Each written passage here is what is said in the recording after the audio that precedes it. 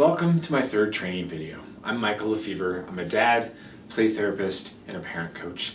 And thank you again for spending time with me. I know that time is our most precious resource, and so I just want to say thank you and how much I appreciate that you have given me your time by watching this video, because I know that you have busy lives and this is a precious resource, and you have a lot of choices on how to spend your time on the internet or even just your time in your life in general. So thank you for hanging in and watching this third training video. As always, thanks again for all of your comments and your emails and your letters. All of that, it's so heartwarming and inspiring for me to hear how my ideas and my tools are helping your family. Thank you. Last time we talked about power struggles and how to work with them in the moment and how to work with them long term. And I want to just tell a story about special time I talked about last time. Quick note, if you haven't watched the first two videos, go back and watch those now because they're really important before you get to this one. It'll still be here when you come back. So, my wife and I started doing special time with my son about when my daughter was born. It was something we kind of came late into, and I know there's a lot of families who've been doing it a lot longer, but it's something that we just started, and because we knew that, with the new baby, it would be important for him to get that one-on-one time. And now almost 8 months later, it's the thing he always asks for. It's always the highlight of his day when we talk about our highlights at dinner, and it just lights up when he asks for it.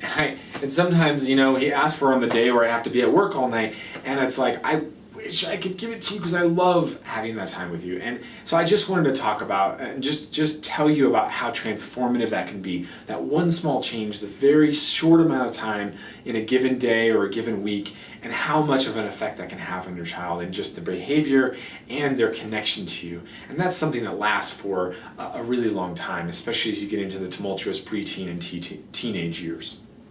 So I just wanted to tell you that about my own transformation with that and how important it's been to my family. So last time we talked about how a lot of times when you're into power struggles or in these big things, we get our buttons pushed. They say something wrong, they talk back to us, whatever it is that really irks us. I guarantee your kids know what that is. And especially as they get older, right, they just have just the way of saying it in just the right way. Or, my son, I'll say, hey, don't do that. And he'll look at me and then he'll do it. And it's like, oh, I just want to run over there and shake him and say why are you doing that? I just told you not to, right? So he knows exactly how to push our buttons, and that's because they're living in our household, and they know what makes us mad. And when they're trying to communicate that there's something lacking, right? They need a connection, or they're having some emotional experience. Sometimes that's the only way they know how to do it, is pushing your buttons to get your attention so that you focus on them. And you've heard the old adage how bad attention is better than no attention, and it's true. Our kids really, really strive for that, and so sometimes that's the way they do it. Nevertheless, regardless of why they are pushing our buttons, it is not fun to get our buttons pushed. And so today we're going to talk about what to do about that. How do we work with it? How do we deal with it? And how do we ultimately recognize so that we don't get our buttons pushed as much in the future? Or if we do get our buttons pushed, we know how to deal with it in a rational way. How do we stay in our adult brains rather than going into the fight or flight, the feeling of a threat, right? I'll start with a story because I hope these have been illustrative to you of what I'm actually talking about, and this is a doozy because it shows I'm not a perfect parent. I am in the trenches with all of you, and I know what it's like to be struggling with this on a daily basis. So I come home from a long day of work. I'm seeing clients, I'm working with kids, I'm getting handcuffed to the desk and getting shot and hit with swords and all kinds of things that a play therapist does. I come home and I'm tired.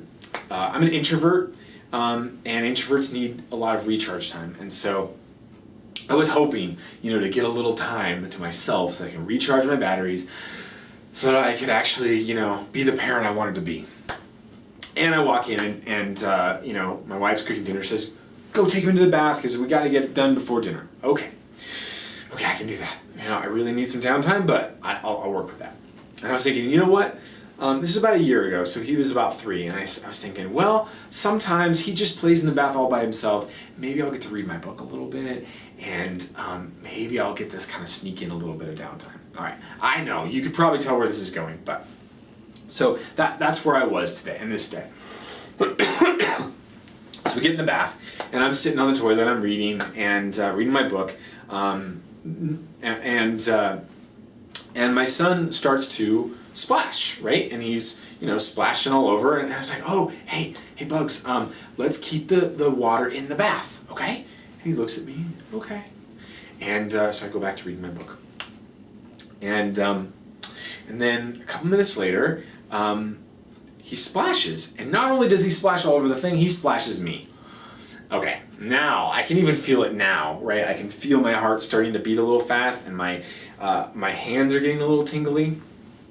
And I was like, hey, I just asked you not to splash out of the thing, and now you splashed me. Please keep that in there, or else I'm gonna take those toys away from you. All right, so I'm doing the things. It's not my best parenting moment, right? I'm not really a big fan of threatening to take things away so they'll behave, right? I could have used some of the techniques we talked about last time, but this is where I'm at. And yeah, it happens again. So I go back to reading my book, and this time I'm kind of looking out of the corner of my eye, right? And I'm reading, but I'm kind of watching him over there, and now he's watching me, and he takes a big old cup of water, and he looks and he's about to pour it all over the floor, and all of my buttons are pushed, and I go through the roof, and I grab it, and I tip it up, and it splashes all over the thing, and I was like, hey, don't do that. And he looks at me, there's like shock look on his face, like, and you know, he starts to cry. He gets really upset because he's so scared because Daddy is so angry and upset. So again, not my best parenting moment, but very, very illustrative of getting your buttons pushed, right? And at the end of the day, I probably should have realized that he needed to connect with me because I've been gone at work all day, and I probably should have put my book down, but I didn't. And so we're going to use this as a story of like, what do you do when you know, or when you're starting to get your buttons pushed, or when you actually lose it and yell at your kids and do something that makes them cry or whatever, right? We've all been there. This is what we're going to talk about today. So there's 3 things that I want you to think about in terms of getting your buttons pushed. The 3 R's, actually. The first one is recognize, all right? So we're adults, and our frontal brain is more developed than our kids, and so usually the time between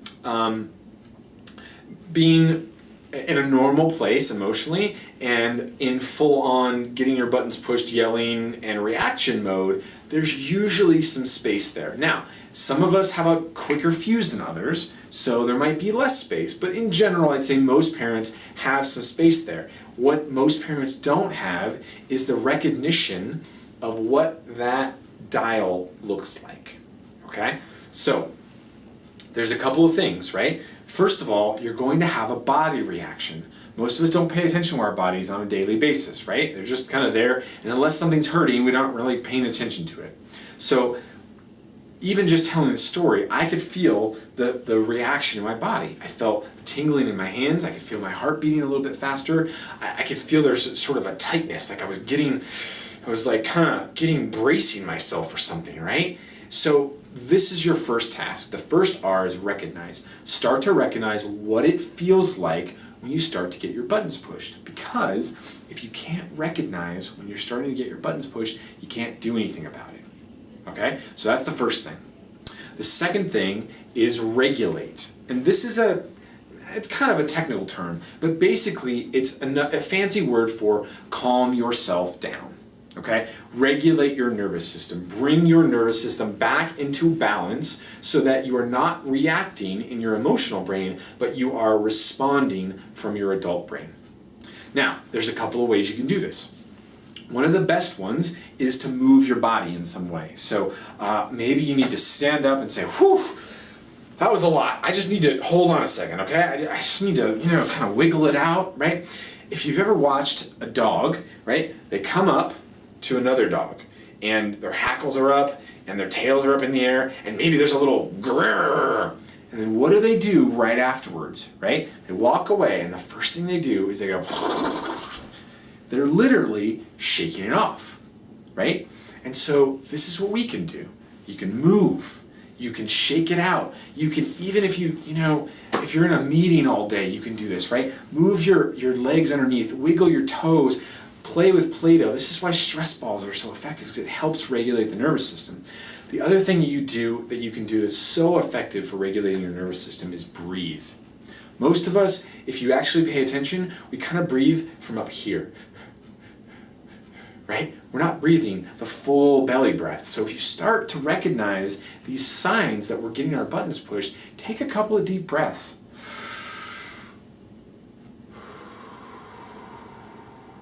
If you have some space, hold it there for a second.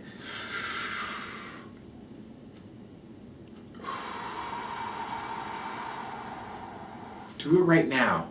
Feel the difference before and after when you take a full deep breath. You hold it there for a second and you let it out slowly. You will start to feel immediately calmer. You will start to feel immediately like you are better in control of yourself. This is the best tool you have, and you don't even have to do anything. You just have to focus on your breathing. Take a deep breath. It's literally connected to your nervous system, and it tells your body and your brain, oh, calm down now. So those are some of the great tools, and you have lots. You might have others. Maybe you need to eat something. Maybe you need to connect with someone and just get a hug or something like that. Oh, I just had a bad day. Can I just have a hug? Whatever you need to do to regulate. And I get it. When your kid is trying to throw stuff on the floor, you might not have all the tools. So take a deep breath, right? Just before you respond, take a deep breath. Now, the last R, so the first R is recognize, the second R is regulate, the last R is repair. The most important thing that we can do as parents is teach our kids that it is okay to make mistakes. And not just tell them that it is okay to make mistakes, because kids don't learn as well when they hear something. They learn much better when they see it, when they witness it, when they experience it. So when you yell and throw the cup out around the floor and you say, hey, and whatever it is that you lost it with your kids, this is your opportunity, right? You have not messed up your kids for life. You have not ruined their entire emotional existence. You just made a mistake. You just had a reaction. And this is your opportunity to show them it's okay, because you can actually make a repair. You can repair that connection between you. And that's a really important skill. And to be quite honest, most of us didn't learn that from our parents. We didn't get a lot of, there may have been an apology, but it wasn't a repair. And here, let me tell you the difference. So an apology can be very surface and not really mean it. I'm sorry for yelling at you, or sorry for hitting you, right? This is what we were taught as kids, like, tell Susie you're sorry. I'm sorry, right? It doesn't really mean anything. It doesn't have any impact on the connection between the two of you. But if you say something like this, wow, Daddy was really frustrated and I really scared you because I yelled and I didn't mean to scare you, and I'm really sorry, and I know I could see in your eyes how scared you were in that moment, and I just want to tell you that I didn't mean to hurt you in that way. The difference between repair and apology is you are acknowledging the impact that your actions or your words had on the other person. I see that I made you scared. I didn't intend that, and I still did it. That's the difference. And when you can do that, when you can demonstrate that for your kids, then you literally are rewiring their brain and helping them feel like in their bones, it's okay if I make a mistake because I can repair. Some of you are probably saying, Michael, these are some good stuff, right? You've given me some great tools, and I really want to do this, but how the heck am I going to remember this when I'm sitting in the bathtub and my kid's throwing bath all over the water? I totally understand. This is decades of habits that we have established, right? This is based on how we were raised. It's based on common culture about how you're supposed to raise kids. You're always imagining, like, what's that other parent going to think of me? We're battling a lot of things here. And so there's a lot of opportunity for us to just be like, it's just too hard. I just don't want to do it. I want to do this, but I can't, right? We give up. We think that it's too hard. And so the question is how do we make this a part of our life? So next time, in a couple of days, I'm going to introduce to you a program that I'm offering to parents. This program is called Incredibly Understood Children. And I've been working on it for over a year. And the idea is that I'm going to help you for every step along the way to work on these things and to incorporate it into your family's daily rhythms. And I'm going to help you transform your family, transform their brains, rewire, and make a family that you've always wanted. I'm not going to tell you about it this time because I'm already out of time for this video, but I'm really excited about this program. I've been working on it for so long, and I really am inspired to help families integrate this into their daily parenting journey. So that's it for this video. Thank you again for spending all this time. Please look, it's going to be on Monday that this video is going to be out. So take a look for this program, and I'll give you more details in that last video. But in the meantime, tell me what you thought of this video. Tell me about your best button pushing story and how you dealt with it. Tell me about your thoughts about how to regulate. What is your best tool for regulating your nervous system? And tell me about repair. Tell me about what you think about this idea of repair versus apology and how you might incorporate it into your family. As always, if you have a question or a comment, send me an email and I'll respond. And if you found something of value, please pass this along to someone else who might find something of value as well. Thank you and take care. We'll talk again on Monday.